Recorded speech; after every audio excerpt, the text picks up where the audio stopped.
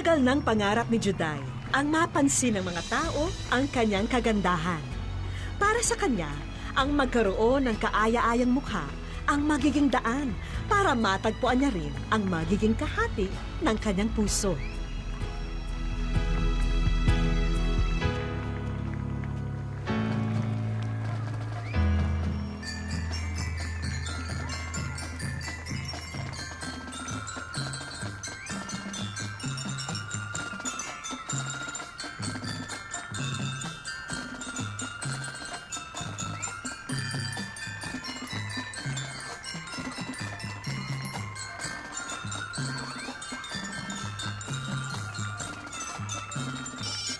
Miss, yung cellphone mo kanina pa rin nanging. Salamat. Hello? O, nasaan ka na ba? Kanina pa ako nandito Ano man may kausap kang iba. Nandito ako ngayon sa perya. Kita pa ba tayo? Agad-agad? Ilang linggo pa lang tayo magkausap Ito naman gusto ko lang makita ko ang itsura mo. Pakiramdam ko, maganda ka Kasi maganda. Bola ka pa. Di ba sinabi ko na sa'yo yung itsura ko? Baka matakot ka. Ano? Baka hindi mo ako matanggap. Para naman hindi tayo magkaibigan. Wala ka ba tiwala sa akin? Hindi naman ka ganun. Baka kasi... Alam mo, kahit anong itsura mo, tatanggapin ko. Kahit anong itsura, tatanggapin mo. Ang halaga sa akin, maganda yung loob mo. Ibigan pa ako. Sige na nga. Basta sinabi ko sa'yo kung ano yung itsura ko, Huwag kang matatakot.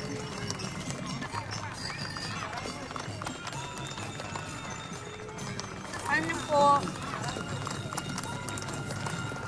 Oh, hanggang ngayon pa rin ba natatakot ka magpakita sa akin? Tanggalin mo na yung nakatakot sa mukha mo. Ang init-init ko.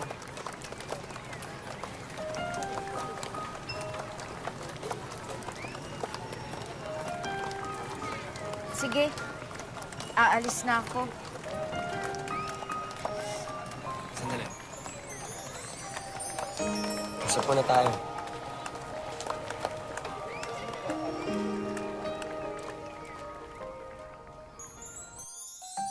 Sanggol noon si Juday nang maaksidente at mabanlian.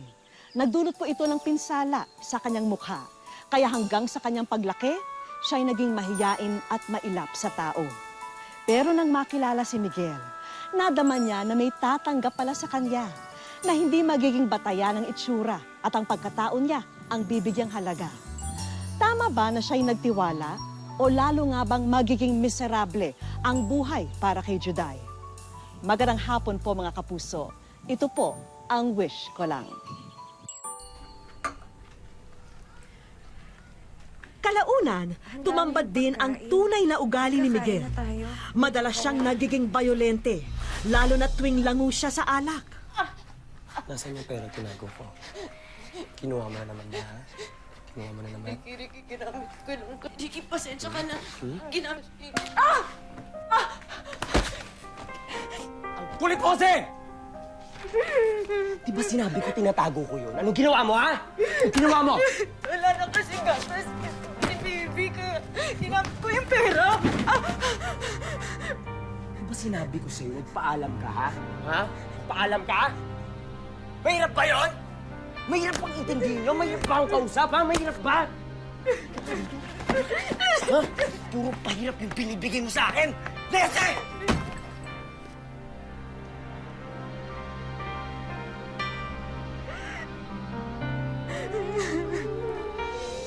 Ano na naman ang nangyari, Abay, nadadalas na yan. Okay lang po ako, Nay. Kayo po. Kamusta na po kayo? Bakit ako kinakamusta mo? Ang tanong, kamusta ka? Kamusta ang mga apo ko? Aba, nakakaalala na yan, Akala ko matatahimik ang buhay mo pag nag-asawa ka na, Nay, Ay, siya, sige. Kamusta ka na? okay naman po kami, Nay. Okay, Hindi mukhang okay. Ay, naku. Ito. Ay, naku. Nandito lang po ako para bisitahin ka. Maski na, sige na, tanggapin mo to. At sasabihin mo dyan kay Ricky, ha? Nag-aalala na ako. Naku, kung hindi siya titigil, ako mismo gugulpi sa kanya. Hirang tao yan. Pasensya ka, nanay. Salamat. Babawi po ako sa inyo.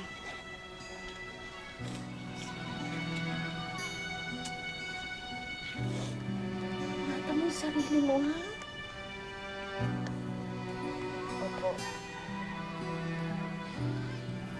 Nasanay na raw si Juday na kinukutya at kinakatakutan sa kanilang lugar.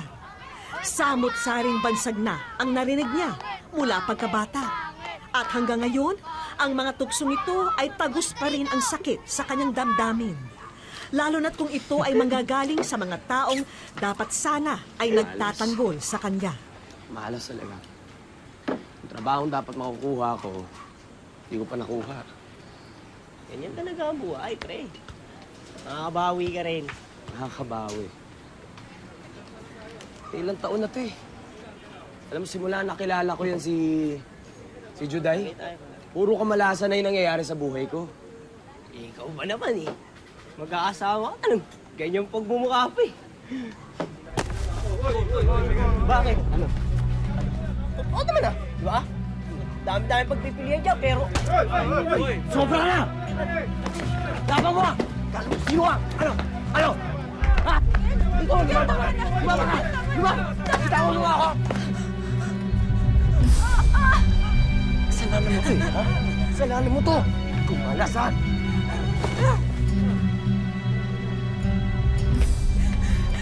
Alam mo sino ka? Kung sa'yo magsama kayo na itong pahit kong asawa! Hoy! Juday! Halika!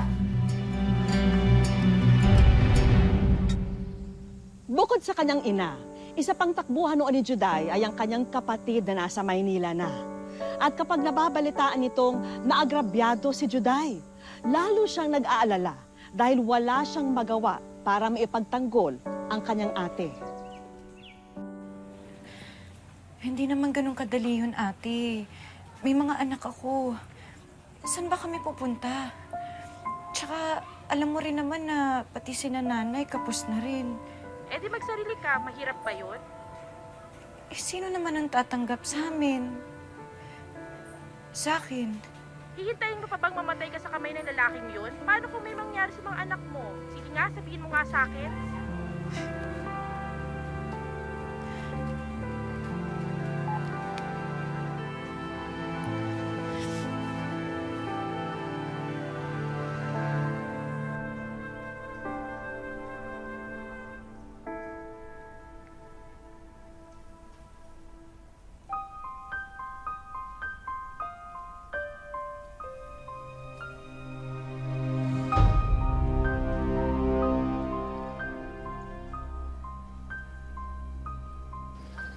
Nay, Nak? Oh, ano? May nangyari ba sa inyo? Ha? hindi ko na po matiis. Pasensya po kayo, Nay. Pero hindi ko alam kung saan pa kami pupunta ng mga bata. Salamat naman at natauhan ka. Salamat sa Diyos, wala nangyari sa mga apo ko. Halina kayo. Alam ba ito ng asawa mo? Ay, noon. Sana naman huwag maggulo ang asawa mo. Halika.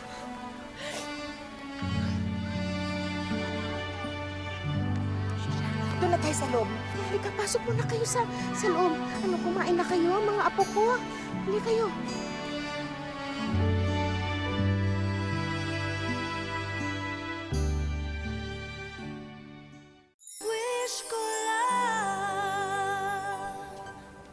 Kinabukasan din, sinubukan ni Juday na maghanap ng mapagkakakitaan, ngunit hindi ito naging madali. Tao po. Ano yon? Pasensya na po. Nakapaskil po kasi na naghahanap po kayo ng yaya. Oo, matagal na nga kaming naghahanap.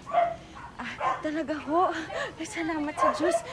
Gusto ko pa sana mag-apply kung po pwede po. Ganun ba? Opo. Ay, itatanong ko na muna sa asawa ko, ha.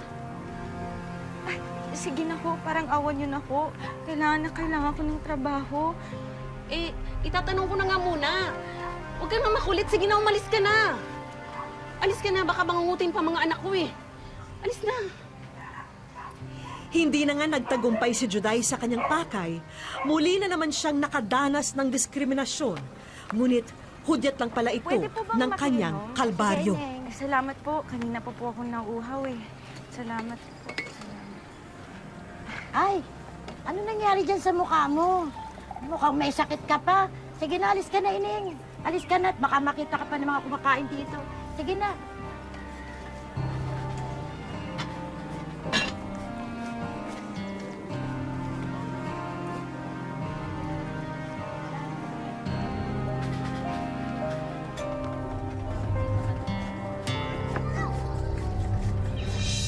Nay! Nay! Nay, bakit ho? Nasaan yung mga bata? Anong nangyari? Kung kinuha ni Ricky, lasing na lasing, galit na galit. Manong puntahan mo nga doon. Paano yung mga bata? Dali!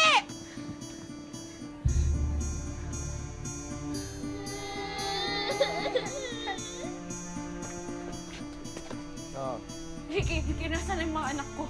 Anak! Mga anak! Mga anak! Nasaan kayo? Bumalik ka na, ha? Ha? Kapal na mukha mo, ha? Ikaw pang kapal na mukha mo? Ikaw pa may ganang lumayas sa ganyan itsura mo, tinanggap na kita! Ha? Kapal na mukha mo! Ricky, parang awa mo na! Mga bata! Anak ko rin sila, gagawin ko lahat nang nararapat sa kanila, ha? Anak ko rin sila! Ako na lang ang saktan mo! Huwag mo sila! Huwag mo sila! Bitawan mo ako! Ricky, Ricky, ano gagawin mo sa akin? Ano gagawin mo sa akin? Ano yan? Kailangan mo matuto, ha? Kailangan mo matuto! Halika!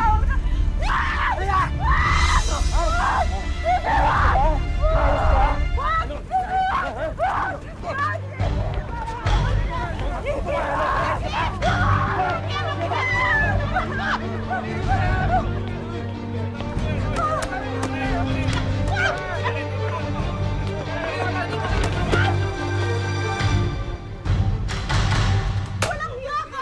Anong ginawa ng anak ko sa'yo? Anong ginawa ng anak ko sa'yo? Ako na lang yung anak ko para saktan mo! Ayop ka! Ayop ka! Ayop ka! Dalhin niyo na nga yan!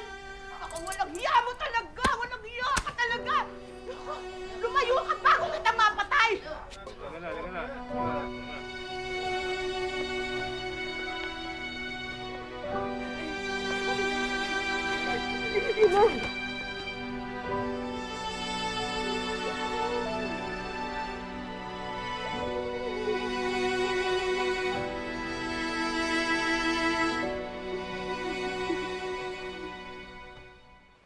Pakawalan niyo ako!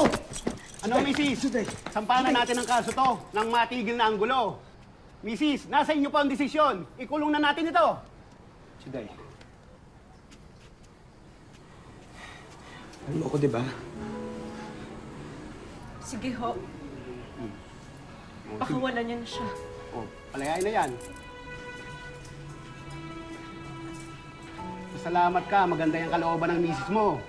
Ako sa'yo, mabubulok ka sa kulungan.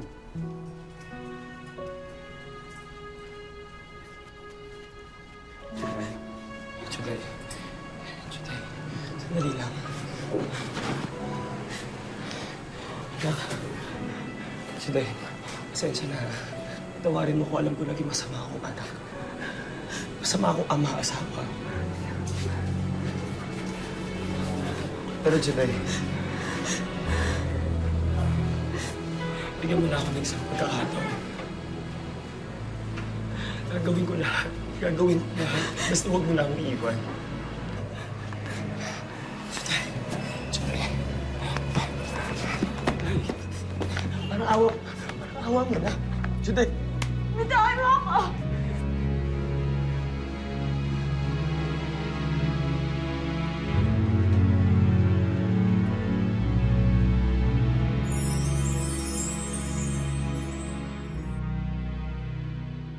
Sa aming pagbabalik, O kahit simple lang.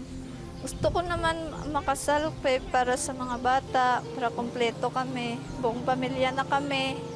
Ganon. Wish ko lang Hindi naman sa sumasama sa mga barkada. Pag anong gusto namin, binibigay niya kahit mahirap.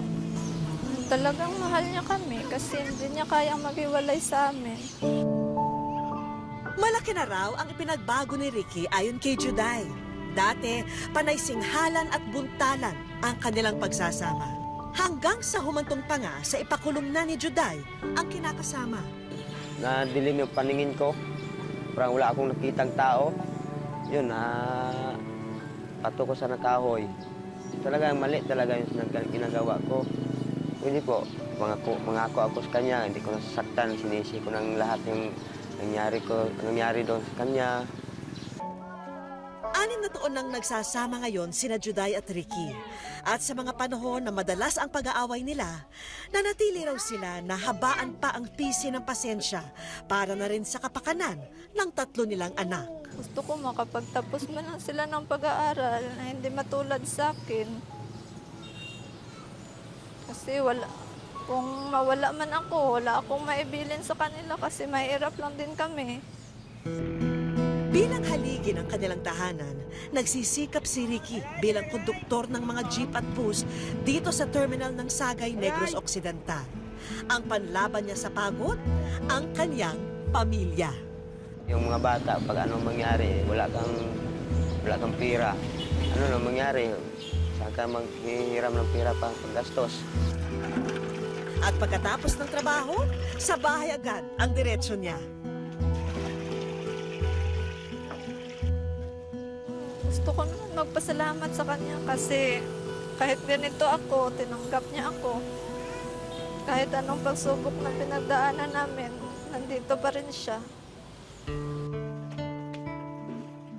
Habang si Juday, kahit mailap ang trabaho, naghahanap pa rin siya ng paraan para makatulong kay Ricky. At pagtatahi ng mga sako ang kanyang pinagkakaabalahan sa kasalukuyan. Minsan, napapaisip din si Juday na kung hindi siya na-aksidente noon, hindi rin ganito ang magiging kapalaran niya. Kung maging maayos yung mukha ko na parang tingin sa tao maayos. Yung hindi na nakatatakot. Yung ganon. Isinantabi muna ni Juday ang hiling sa sarili. Ang mahalaga sa kanya ngayon ay ang kanyang pamilya. At kung mapagbibigyan, sana raw ay mabasbasan na ang pagsasama nila ni Ricky. Naniniwala sila na ito lalo ang magpapatibay sa kanilang pagmamahalan. Pag hindi ko siya mahal, hindi ko siya inayaan na pakasal. Tapos hindi ko pa siya sinasama hanggang ngayon. Siyempre, ganyan ang reaksyon niya. Pag hindi mo siya mahal, siyempre, iniwasan mo na. Noon pa. Sana hindi pa nagdagan yung mga bata. Kung hindi mo siya mahal. O kahit simple lang, gusto ko naman makasal para sa mga bata, para kumpleto kami, buong pamilya na kami, ganon. Habang mahimbing na natutulog si Juday, abala naman si Ricky na naghahanda ng almusal. Kakaibang combo meal daw ito. May sausage, itlog, pancake, bulaklak at love letter pang kasama para sa special breakfast in bed niya kay Juday. Gising na, kain. Gising na po, kain na po na. Gising na, kain na po. Ito. Ano yan? Kain. Bakit marami? Saan galing yan? Babawi ako sa'yo eh. Sabi mahal na kita eh.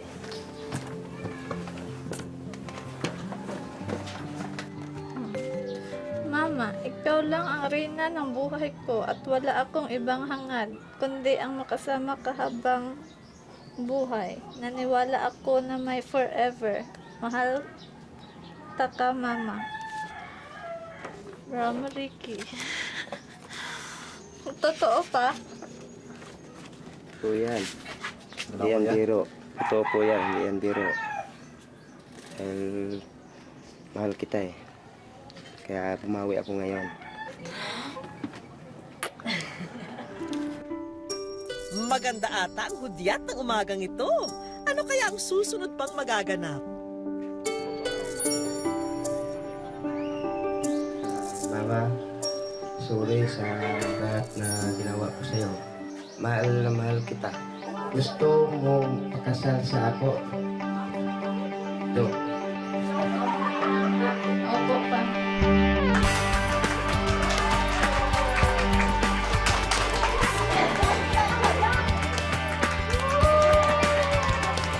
Masaya ako sa kanila kasi sa matagal na gusto na talaga ni Ate Juday na may kasal kay Kuya Ricky, natupad na rin yung kagustuhan niya. Umuwi na siya ng tamang oras, saka hindi na sila nag-aaway. Mukhang tuloy-tuloy na nga ang pag-iisang dibdib ni na Ricky at Juday. Pero bago ang kasalan, may pauna na kaming regalo para sa inyo. Ang espesyal na bisita, ang kanyang kapatid na si Charlene. Siya raw ang kakampi niya noon at madalas na tagapayo niya. Halos 10 taon daw silang nawalay mula noong nagkaroon na sila ng kanya-kanyang pamilya. Sumulat ako sa wish ko lang para matulungan ka nila. Para matulungan nila yung mukha mo kasi inaawa na ako sa iyo. Matagal ko nang gustong tulungan ka. Pero hindi ko alam kung paano. Maraming salamat po sa inyo kasi matagal kami hindi nagkita ng kapatid ko ngayon lang. Dahil din sa inyo. Alagaan ko kung mabuti yung kapatid mo hanggang sa huli. Maraming salamat talaga.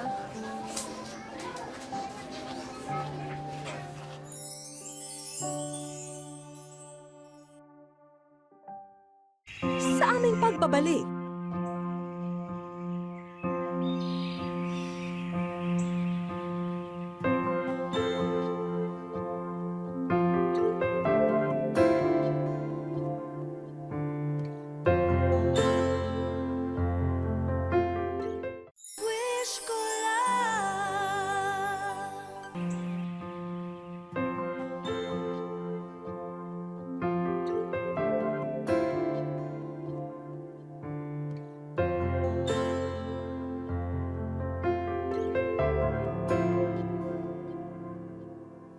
Give me a sign that you'll still be around. Baby, give me one more chance.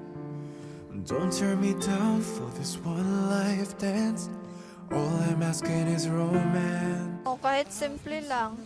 Gusto ko naman makasal para sa mga bata, para kumpleto kami, buong pamilya na kami. Ganon. Gusto ko naman magpasalamat sa kanya kasi kahit ganito ako, tinanggap niya ako. Kahit anong pagsubok na pinagdaanan namin, nandito pa rin siya. Baby, I know what you're going through. Dealing with a lonely heart. It wasn't my fault that we fell apart. We can make a brand new start. Baby, Pangako ko sa'yo, magbago na rin ako. Sana magtulungan tayo sa hanap buhay para sa kinabukasan ng ating mga anak. Juday, nagkatubla ka diri sa imong kaugalingon nga kinabuton. Juday, palihog, sulog, sing Tanda sa akong paghigugma, tanda sa akong pagigugma, kagkatampad sa imo. kagkatagpad sa imo. Ricky, Isulob ini nga singsing, isulob ini nga singsing, tanda sa akong paghigugma, tanda sa akong paghigugma, kagkatampad sa imo. kagkatampad sa imo. By the power vested in me as mayor, I now pronounce you man and wife. You may kiss the bride.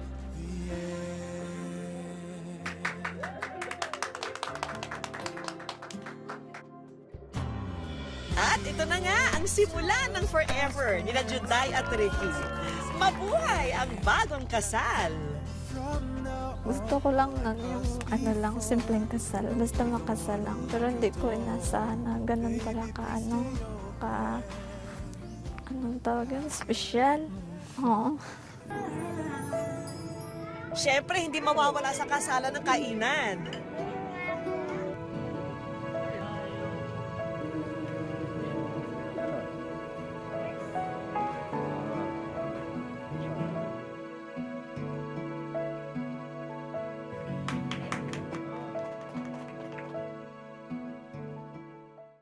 buksan niyo na rin ang aming iba pang mga regalo.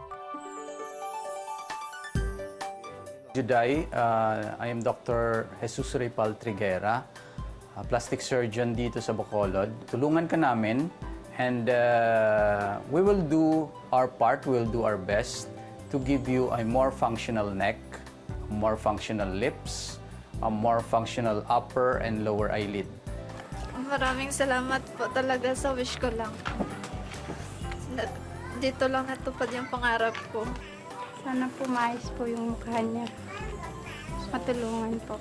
Maraming salamat po sa inyo. Maraming salamat po sa wish ko lang. Kasi natupad po yung wish ng kapatid ko. Sagot na rin namin ang inyong honeymoon. White sand sa Carbon Reef. Carbon Reef? Gusto mo makapunta dyan, eh? Oo, hindi pa ako nakapunta dito.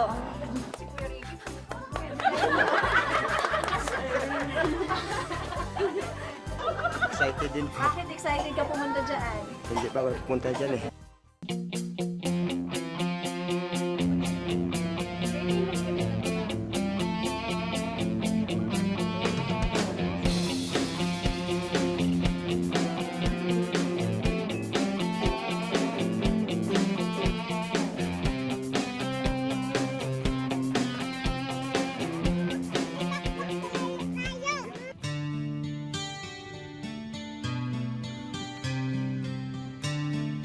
Dumaan sa maraming pagsubok ang kwento ng pag-ibig ni na Ricky at Juday.